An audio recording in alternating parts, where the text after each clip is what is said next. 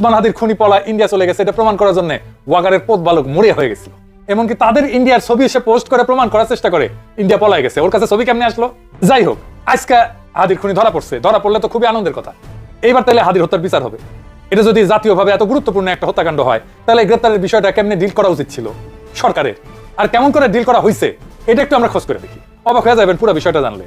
আসেন আমরা হাদির হত্যাকারীর গ্রেপ্তারের বিষয়ে কি কি অসঙ্গতি আছে সেটা দেখি, তারপর আপনারাই বিচার করে নিজের বিবেক বুদ্ধি দিয়ে বিবেচনা করে দেখেন আসলেই হাদির হত্যাকারী ধরা পড়ছে কিনা, বা এইটা কোনো সাজানো ঘটনা কিনা। কনসুলার অ্যাক্সেস পেলে বাংলাদেশের তদন্ত কর্মকর্তা পাঠাবে কলকাতায়। তারপর জিজ্ঞাসাবাদ শেষে বন্দি প্রত্যর্পণ চুক্তির আওতায় ওসমান হাদির হত্যা মামলার 2 আসামি ফয়সাল আর আলমগীরকে ফেরানোর চেষ্টা করা হবে।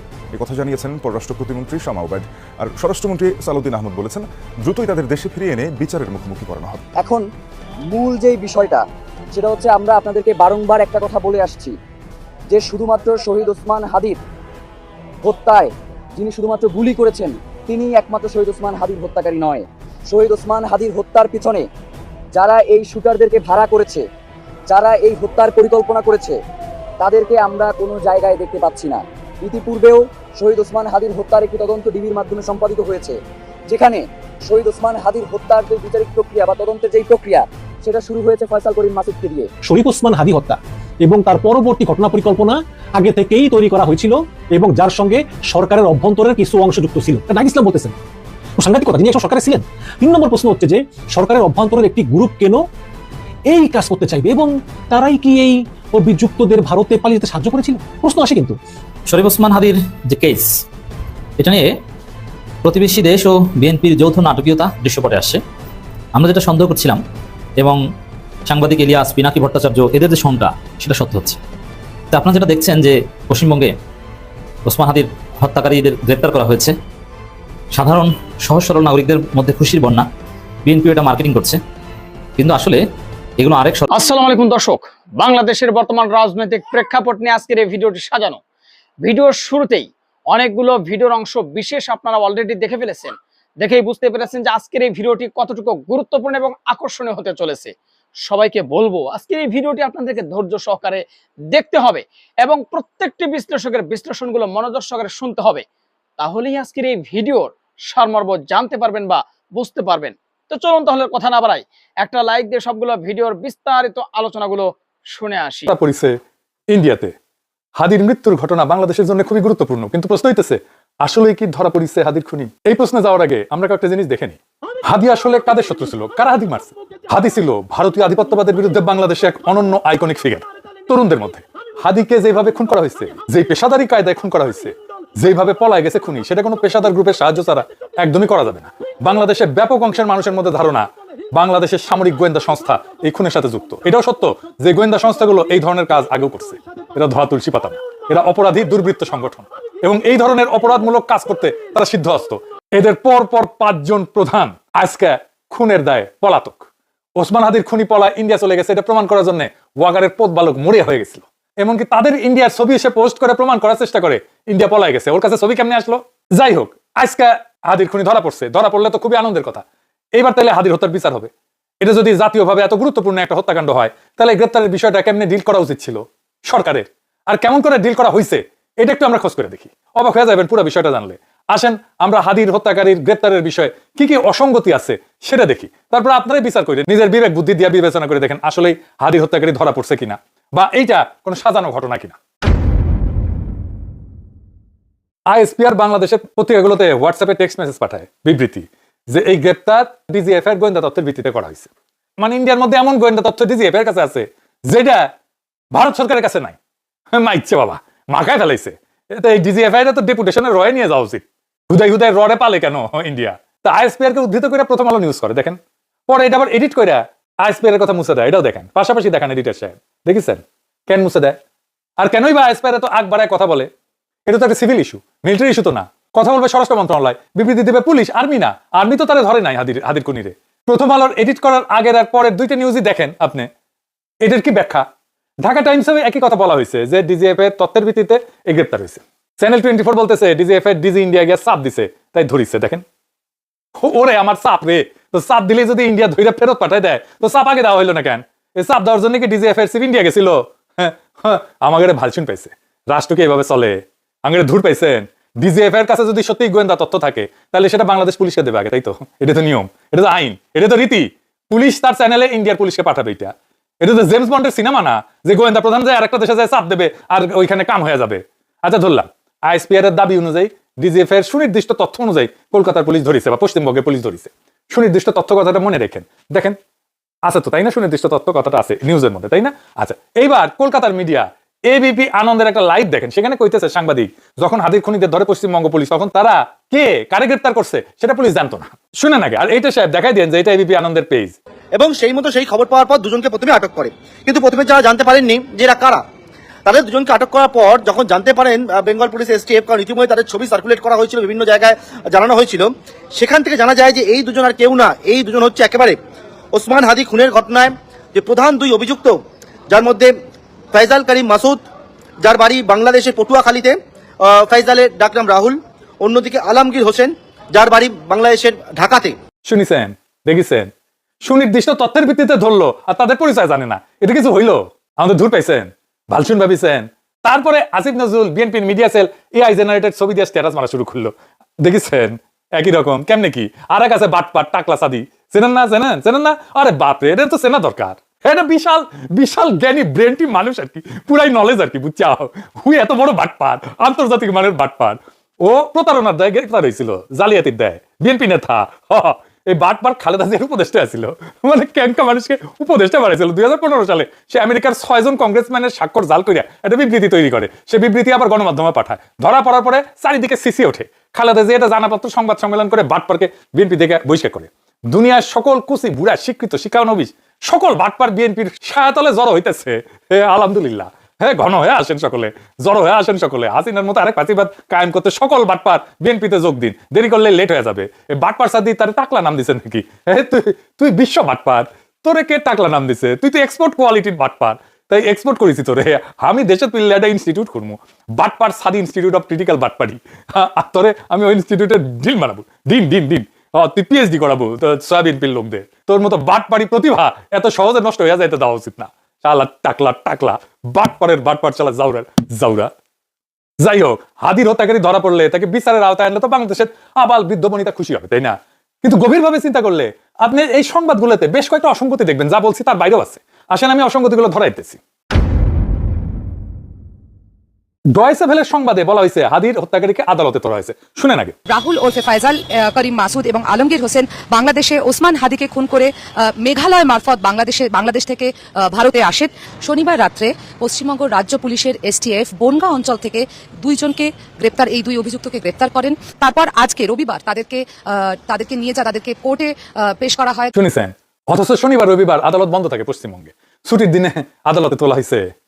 আচ্ছা, কলকাতা প্রেস ক্লাবের সাবেক সভাপতি কি বলতেছে শুনে, বলতেছে আগামীকাল সোমবার আদালতে তোলা হবে। অনেকদিন ধরেই বাংলাদেশ ওসমান হাদির হত্যাকারীকে খুঁজছিল এবং তাদের যদি আজকে ভারত পশ্চিমবঙ্গের পুলিশ গ্রেপ্তার করে থাকে সেটা নিঃসন্দেহে একটা ইতিবাচক দিক। তবে যেটা শুনেছি সেটা হচ্ছে যেহেতু আজকে রবিবার, আগামীকাল সোমবার আদালত খুললে এদের আদালতে প্রডিউস করা হবে, অর্থাৎ আদালতে পেশ করা হবে। শুনেছেন, তাহলে তারা আদালতে তোলা হয়েছে নাকি হয় নাই বলেন তো? বাংলা মিডিয়া তো তার রিমান্ড মঞ্জুরের খবর ছাপিছে, দেখেছেন? কি কইবেন? এইবার আসেন পরের অসঙ্গতি। পশ্চিমবঙ্গ পুলিশের একটা ওয়েবসাইট আছে, তাদের সব নিউজ প্রেস রিলিজ এখানে আসে, সেই সাইটে কিন্তু গ্রেপ্তারের খবর নাই। আসেন এর পরের অসঙ্গতি ধরি। কলকাতা পুলিশের প্রেস রিলিজ হিসেবে এই কাগজটা প্রচারিত হয়েছে। এটা কোনো প্যাড নাই, কারো সিগনেচার আছে, সিগনেচার নাই, কারো নাম আছে, নাম নাই। এমন একটা কাগজ তো যে কেউ বানাইতে পারে, তাই না? প্রিন্ট করে নিতে পারে, আমি আপনি সবাই পারে। তো তাইলে এটাকে কেন ধরে নিতে হবে যে এটা কলকাতা পুলিশ পাঠাইছে? মানে আপনি যে এটা যে কলকাতা পুলিশটা বলবেন যে আপনি এটা পাঠাইছেন, তার তো একটা নাম থাকবে, তাই না? ভেরিফাইবল হইতে হবে তো একটা এভিডেন্স, তাই না? এটা ভেরিফাইবল এভিডেন্স।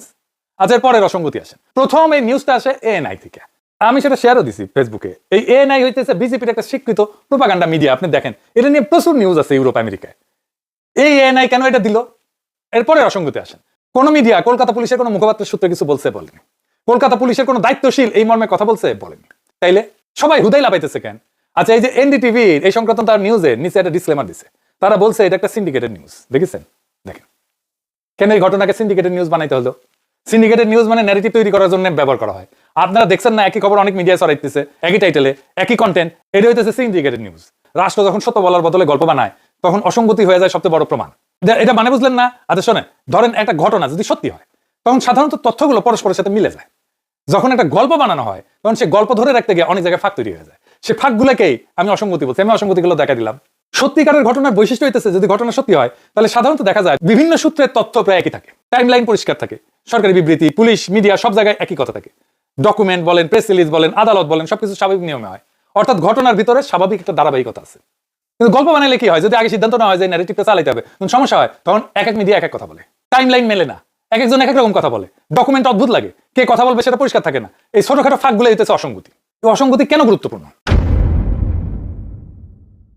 অসঙ্গতি গুরুত্বপূর্ণ কারণ এগুলো দেখায় যে ঘটনার বর্ণনা স্বাভাবিকভাবে তৈরি হয়নি, ন্যাচারালি তৈরি হয়নি, অর্গানিক্যালি তৈরি হয়নি। দেখেন এক্সাম্পল, উদাহরণ, পুলিশ জানে না তারা কাকে ধরতেছে, এবং সেই মতো সেই খবর পাওয়ার পর দুজনকে প্রথমে আটক করে, কিন্তু প্রথমে যারা জানতে পারেননি যে এরা কারা। নিউজেই দেখলেন তো। কিন্তু অন্য দেশে বলা হইতেছে সুনির্দিষ্ট তথ্যের ভিত্তিতে ধরা হয়েছে। দুইটি একসাথে তো সত্য হইতে পারে না, এখানে অসঙ্গতি। যে কোনো তদন্তে এই পদ্ধতি কিন্তু ব্যবহার করে, পুলিশ ব্যবহার করে, ক্রিমিনাল ইনভেস্টিগেটররাও এটা ব্যবহার করে। তদন্তকারী প্রথমে খোঁজে টাইম লাইন কোথায় ভাঙছে, কার বক্তব্য বদলাইছে, কোন তথ্য অন্য তথ্যের সাথে মেলে না, এই অসঙ্গতিগুলো ধরে ধরে ধরে ধরে সত্য বের করা হয়। তাই কোনো পক্ষ যদি সত্য না বলে একটা গল্প তৈরি করে তাহলে সেই গল্পের মধ্যে অনেক জায়গায় ফাঁক থাকবে, কথা মিলবে না। আর সেই না মেলা জায়গাগুলাই মানুষকে বুঝতে সাহায্য করে যে ঘটনার ভিতরে কিছু গোপন করা আছে। এরপর আর ইন্টারেস্টিং জিনিস বলি, ডিজিএফ এর সুনির্দিষ্ট তথ্যের ভিত্তিতে যদি ধরা হয়ে থাকে তাইলে দেখেন ডয়েচে ভেলে বলতেছে তারা বাংলাদেশে ঢোকার প্রস্তুতি নিচ্ছিল। শোনেন আগে, তারা চেয়েছিলেন এই বনকা থেকে আবার সীমান্ত পার হয়ে বাংলাদেশে ফিরে যেতে। সেই সময় খবর পেয়ে তাদের একটা অভিযান চালানো হয় এবং শেষ পর্যন্ত তারা গ্রেপ্তার হয়। শুনেছেন, ধরেন সাধারণ স্বাভাবিক কাণ্ডজ্ঞান এখানে প্রয়োগ করেন। স্বাভাবিক কাণ্ডজ্ঞান কি বলে? বাংলাদেশি পুলিশ তো ঠাসিকে আমাদের বর্ডারের মধ্যে বসে থাকবে, ও নিজে নিজে বর্ডার পার হলে ক্যাক করে ধরবে, এটাই তো সহজ। এখন তো নানা আন্তঃরাষ্ট্রীয় প্রোটোকলের মধ্যে দিয়ে যাইতে হবে, কেন বাংলাদেশে ঢোকার পরে ধরলো না? সে যদি বাংলাদেশে ঢুকবে প্রস্তুতি নিয়ে থাকে তাহলে সে ঢুকুক আস্তে আস্তে, আমরা ধরি, কোনো গ্যাঞ্জাম নাই। কলকাতার মধ্যে কেন ধরতে হবে, ইন্ডিয়ার মধ্যে কেন ধরতে হবে?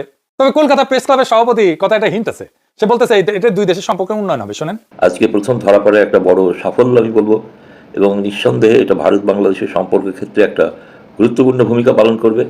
তার মানে এই ধরার গল্পটার মধ্যে একটা এজেন্ডা আছে, থাকতেই পারে দুই দেশের সম্পর্ক উন্নয়নের একটা চেষ্টা। তাই এত নাটক। একটা জিনিস ভালো হয়েছে যে ফয়সালকে বের করতেই হবে, তারা গ্রেপ্তার দেখাইতেই হবে। কিন্তু এই প্রশ্ন রেখেই গেলাম, কেন এত অসঙ্গতি তার গ্রেপ্তারের? তারপর তো জিজ্ঞাসাবাদ করা হবে। এই জায়গায় তাই প্রশ্ন, স্বচ্ছতার সাথে সেই জিজ্ঞাসাবাদ যেন শেষ হয়। একটা নিরপেক্ষ কমিশনের সামনে জিজ্ঞাসাবাদ করতে হবে, কারণ গোয়েন্দা সংস্থার সংশ্লিষ্টতার সন্দেহ যখন সমাজে আছে, অনেকে যখন বিশ্বাস করে, এটা মনে করে, অনুমান করে, এই জিজ্ঞাসাবাদকে ট্রান্সপারেন্ট বা স্বচ্ছ করতেই হবে। যদি সত্যিই খুনি ধরা পড়ে থাকে তাহলে সত্য বের হওয়া উচিত। কিন্তু যদি এই গ্রেপ্তার একটা রাজনৈতিক ন্যারেটিভ বা গল্প তৈরির অংশ হয় তাহলে সেটাও একদিন প্রকাশ পাবে। প্রশ্ন শুধু একটাই, সত্য কি বের হবে? আমাদের সত্য জানতে হবে, কেন হাদিকে খুন করা হয়েছিল, কে হাদিকে খুন করছিল। এই সত্য বের না করা পর্যন্ত আমরা শান্ত হব না। ইনকিলাব জিন্দাবাদ। আপনারা কি জবাব দিবেন? আমি তো বলবো আমি দেশের জন্য মারা গেছি। আসসালামু আলাইকুম। মনে পড়ে?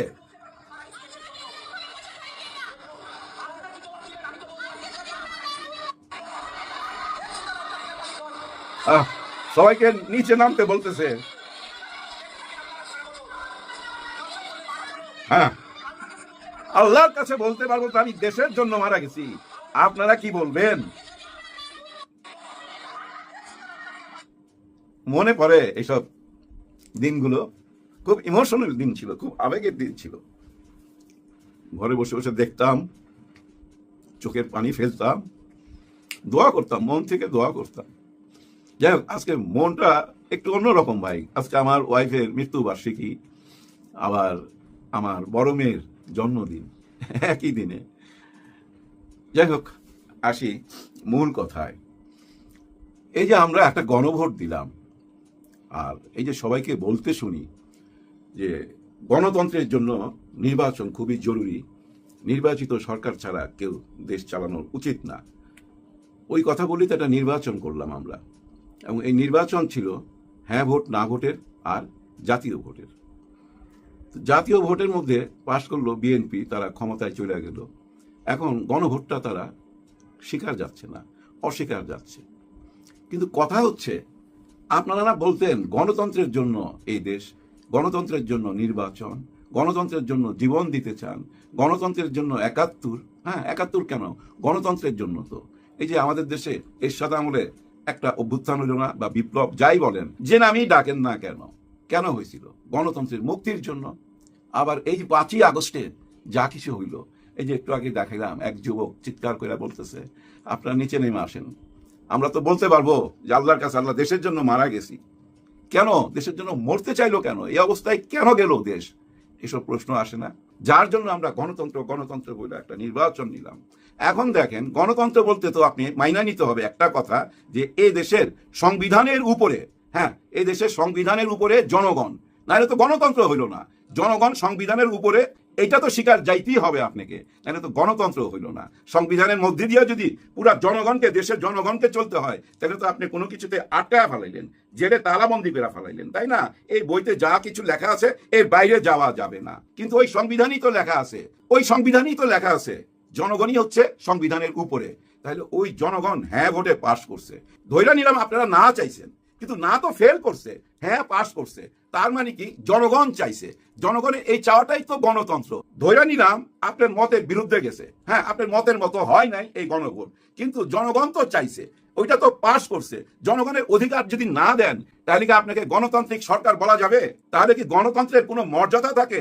মুখের বলি শুধু, আমি মুখে গণতন্ত্র বলবো, কর্মক্ষেত্রে গিয়া গণতন্ত্র মানবো না। আপনার মতের বাইরে যাক, তাতে কি যায় আসে? জনগণ তো চাইছে, আর জনগণই হচ্ছে সংবিধানের উপরে। সেটা যদি মাইনা না নেন, অস্থির হয়ে যাবে, পরিবেশ অস্থির হয়ে যাবে, রুখতে পারবেন না। মানুষের ভিতরে সন্দেহ ঢুকে যাবে, তো পুরোপুরি সন্দেহ ঢুকে যাবে। কি সন্দেহ? ওই যে গত 16 বছর, হ্যাঁ 16 বছর জোর কইরা ছিল না, এই সংবিধানের দোহাই দিয়েই তো ছিল। এই সংবিধানে যা কিছু লেখা আছে, যে কেউ চাইলে ভাই মৃত্যুর আগ পর্যন্ত প্রধানমন্ত্রী থাকতে পারবে। অলরেডি এই যে ফারুক সাহেব, উনি বলতেছে তারেক রহমান সাহেব মৃত্যুর আগ পর্যন্ত প্রধানমন্ত্রী থাকবে, এরকম একটা কথা বলছে। দেখেন মিলে গেল না? প্রাক্তন প্রধানমন্ত্রী শেখ হাসিনা, বলতে পারেন বর্তমানও প্রধানমন্ত্রী, যদি সংবিধান মানেন আপনি, বর্তমান সংবিধান অনুযায়ী প্রাক্তন প্রধানমন্ত্রী শেখ হাসিনা তো শুধু কি দেশের প্রধানমন্ত্রী, উনি আবার দলেরও চেয়ারম্যান ছিল, দলের প্রধান আবার এদিকে দেশের প্রধান। ক্ষমতাটা কি দেখছেন? তার মানে কি জানেন, ওনার ওই যে হেলমেট বাহিনী টাহিনী সব কিছু মিলাইয়া প্রশাসনকে নিজের বগলে নিয়ে দেশ চালাইতো। ওইভাবে কি দেশ চালানো যায়? না, ওই পথে যায়েন না গো প্লিজ, ওই পথে গেলে কেউ মাইনা নিবে না তো। দেখেন ভাই ব্রাদার, গত সরকার মানে এই যে সরকার মাত্র বিদায় নিল, ডক্টর ইউনূস স্যার, ওই আমলে বুঝছেন আমাদের আইন শৃঙ্খলা আমরা যেমন দেখছি তাতে কি আমরা খুশি ছিলাম? একদমই না। কিন্তু বর্তমানে এই যে গত 3 সপ্তাহে নির্বাচিত সরকার আসার পর কি অবস্থা, আগের চেয়েও তো খারাপ, অর্থাৎ ইউনূস সরকারের চেয়েও খারাপ তারেক সরকারের আমলটা। এই আমলে আজকেও দেখছি ভোরবেলা এক পুলিশ অফিসারের ভাই পিস্তল নিয়ে চলে গেছে। তার পিস্তল পুলিশ অফিসারের, বাইক দিয়ে যাইতেছিল সকালবেলা, 3-4 জন রাস্তায় ঘিরা ধইরা মালটা নিয়ে চলে গেছে, আবার মাইক টাইরও দিছে। একজন পুলিশ অফিসার দেখেন নিরাপদ না, আপনি আমি কি অবস্থায় আরো দেখবেন। এই যে আমি একটু দেখাই, দেখেন এই যে দেখেন, উনি কিন্তু একজন এমপি, আব্দুল বাতেন সাহেব, জামাতের এমপি, ঢাকা 16 আসনের, ঢাকা 16 আসনের। উনি এখন নিরাপদ না, উনাকে ওনার লোকজনকে মাইক ধরে করা হয়েছে মসজিদের ভিতরে, এখন ওই মসজিদের ভিতর থেকেই কথা বলতেছে। মল্লিকা মসজিদে আসরের নামাজ পড়তে এসেছি। এখানে আসরের নামাজ শেষে উঠে আমি মুসলিমদেরকে সালাম দেওয়ার সঙ্গে সঙ্গে পাঠা দেওয়া হয় আমাকে কথা বলার জন্য। একজন এমপি বলতেছে ভিতরে একটা ভয়ানক উত্তেজনা সৃষ্টি করা হয়। এখন মানে হলো তারা পূর্ব প্রস্তুতি নিয়ে এখানে এসছে এবং তারা আমাকে বাধা দেওয়াই তাদের উদ্দেশ্য, বাধা দেওয়া উদ্দেশ্য। এবং এই যে আশেপাশের লোকগুলা দেখেন না, তাদের টেলিফোন মাইক ধরে যা ইচ্ছা সঙ্গী সাথী যারা এসেছিল তাদেরকে অনেকে মারধর করেছে, অনেকে আহত করেছে। আমার সঙ্গে যে ক্যামেরাম্যান, তার কাছ থেকে ক্যামেরা ছিনিয়ে নিয়েছে, একাধিক মোবাইল তাদের হাত থেকে কেড়ে নিয়েছে। আমি বুঝলাম না একটি গণতান্ত্রিক একজন এমপি বলতেছে, বর্তমান এমপি, একটু চিন্তা করেন। আমি জনগণের কাছে যাবো, তাদের ভালো মন্দ শুনবো। আমরা চাঁদাবাজির বিরুদ্ধে কঠোর অবস্থান গ্রহণ করায় আমরা ময়লার টাকা নিয়ে, ওইখানে ঘটনা কি করছে জানেন? ওই যে ময়লার টাকা নেয় না, প্রত্যেক বাড়ি থেকে 100-150 টাকা করে নেয়। এই টাকার পরিমাণ মান্থলি যায় বুঝছেন 150 কোটি টাকা হয়ে যায়, 150 কোটি হয়ে যায়। কিন্তু যারা ওই যে পরিষ্কার করে, পরিচ্ছন্ন কর্মী, তারা কত করে পায় জানেন? 40 টাকা কইরা। আপনার কাছ থেকে নিচ্ছে 100 থেকে 150 টাকা কইরা। কিন্তু যারা অরিজিনাল কাজ করতেছে, নিজের হাতে ময়লা সাফ করতেছে, ওরা পায় মাত্র 40 টাকা। ওইটার প্রতিবাদ করাতে একজন এমপি কিভাবে বলতেছে, সাধারণ মানুষ হলে এক কথা ছিল। ময়লার টাকা মানুষের কাছ থেকে নেওয়া হয় 100 টাকা, 120 টাকা, 150 টাকা, কিন্তু ময়লা যারা পরিবহন করে তাদেরকে দেওয়া হয় মাত্র 40 টাকা। অবশিষ্ট টাকাগুলো এই স্থানীয় নেতৃবৃন্দ ভোগ করে। এইসব বিষয় নিয়ে পদক্ষেপ গ্রহণ করার পর থেকে তারা অনেকটা, তারপর থেকে শত্রু হয়ে গেছে স্বাভাবিকভাবে। শত কোটি টাকা তো প্রশাসনের দৃষ্টি আকর্ষণ করতেছে উনি তো এখন প্রশাসন, তাই না? করা। আমার সঙ্গে আজকে পুলিশ ছিল, কিন্তু সে পুলিশের আচরণ মোটেই সন্তোষজনক ছিল না। পুলিশ বরং আমার সঙ্গে সাথীদেরকে নিবৃত্ত করে এবার ভাবতে পারেন তারা আরো সুযোগ পেয়েছে। আমার ওনার সঙ্গে যে পুলিশ ছিল ওই পুলিশও ওনার পক্ষে কাজ করে নাই, যারা আক্রমণ করছে তাদের পক্ষেই নাকি ছিল। এটা কোনো কথা? ওনার মুখেই তো শুনলেন। এখানেই শেষ? এটা তো একজন এমপি দেখাইলাম, একটু সময় দেন আরেকজনের দেখাই। হ্যাঁ, আমার প্রিয় মানুষ আমির হামজা সাহেব, ওনার কি অবস্থা? ওনার এলাকায় 100 থেকে 150 বাড়ি ভাঙচুর হয়েছে মধ্যরাতে, আর উনি ওই এলাকা দেখতে আইছে। অপরাধ একটাই, জামাত ইসলামকে কেন ভোট দিল? এই অপরাধে